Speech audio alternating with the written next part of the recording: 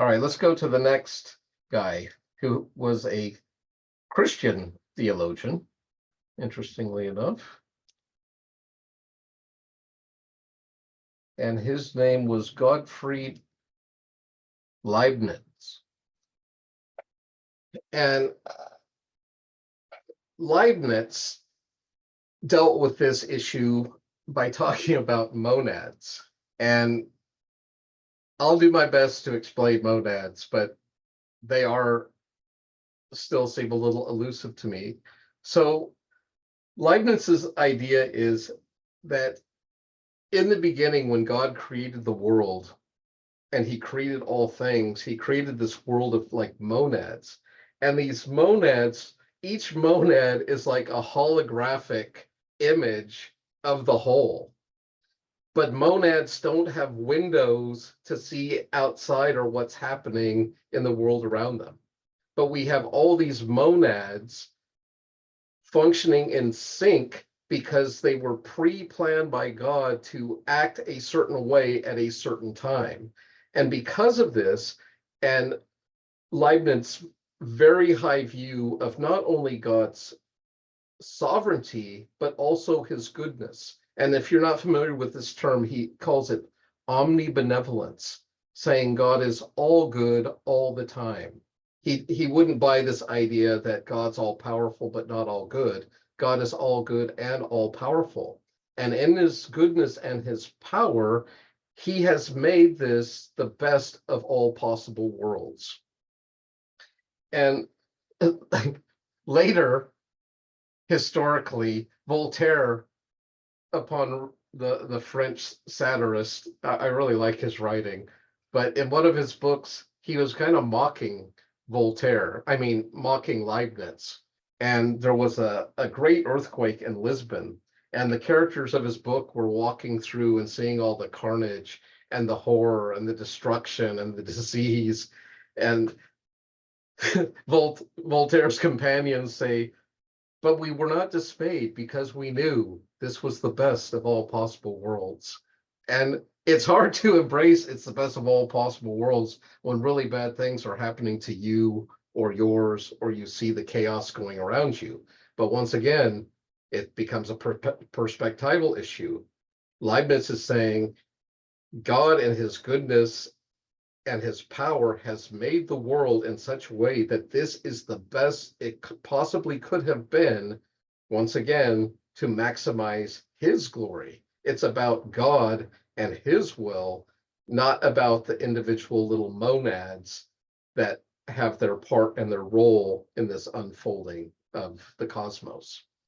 And so basically, this being the best of all possible worlds, one of the nice things about it is, say you're running late and you're not really paying attention and you end up running through a red light and you run over somebody's cat and it's horrible and it dies and you're wondering, oh, why didn't I pay more attention? Why didn't I do that, etc.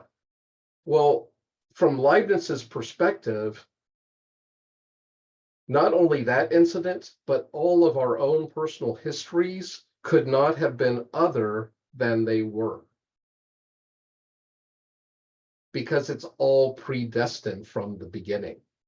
Everything is set in its place and will happen at the time and place and way God has planned it to be. So right now, it looks like he's just full on the sovereign end of the spectrum. But what's interesting is his solution for this. Let me go back to my slide. On this, you can see in this slide, I'm starting to draw out this timeline. And I was born in 1962. And so I start this with my birth. And there were many potential things that newborn baby Fred could have done. I could have been born silent. I could have been born crying, or I could have been born laughing. Well, the Fred that was born silent, God did not actualize. The Fred that would have been crying, God did not actualize. But the Fred that was born laughing, that's the one that God decided to make. And then that Fred later on, he maybe have had a choice of pets, and he could have chose a fish or a cat or a dog. And the Fred that chose the cat is the one that God actualized, which brings me to my next junction, so on and so forth.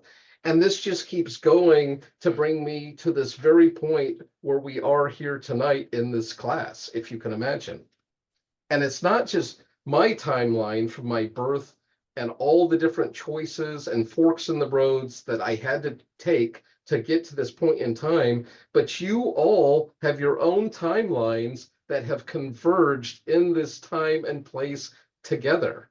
And Leibniz is claiming Fred is making real choices with real consequences, but the Fred that did not choose the path that led to God's maximized glory is not the Fred that God created.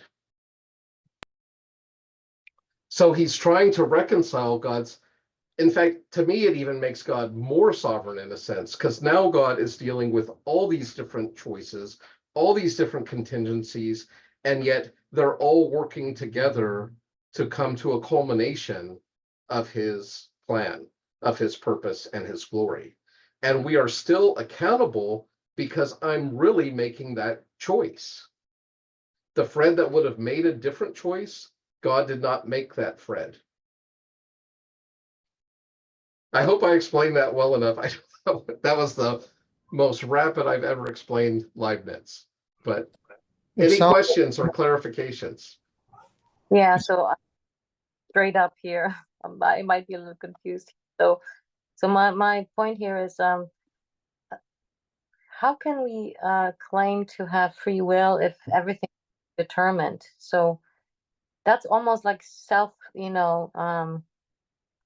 it's a negative statement, right? I mean, if you're predetermined to do something, how's that presenting you with a choice? I know God knows what you're gonna do, and but there are there like scenarios or Yeah, let me back step a second. So back to those diverging timelines, right?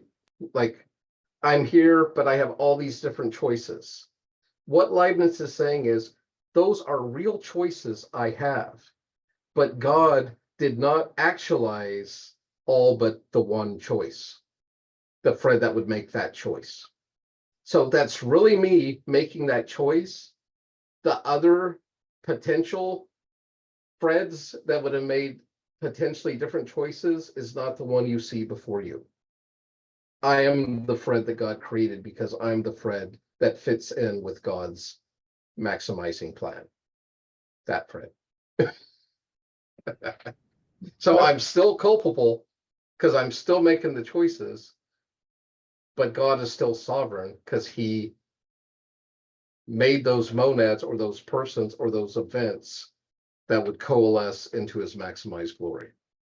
So he's shooting for a both and, that there's a real sovereign God who has everything settled from beginning to end, but there's real individuals with real choices that God is harmonizing, or God has created those versions of those humans to maximize his glory. So you could still say, well, the version of me God made is really lame, but now we're judging God, right? We're back to the Job scenario again. We're telling God you made a mistake or you're not doing it right. Well, that would explain the unconditional love on God's part, right? Yes. Yeah. But he really seems to believe those are real choices we're making. It's not an illusion. We're really choosing that. It's simply the us that God created. God knows the choice that version of us would make. And that's the us he made. I like it personally. It really resonates with my philosophic mind. And once again, I'm not saying that that's how it is. It's a philosopher attempting to explain what appears to be a contradiction in scriptures or a logical tension between sovereignty and freedom.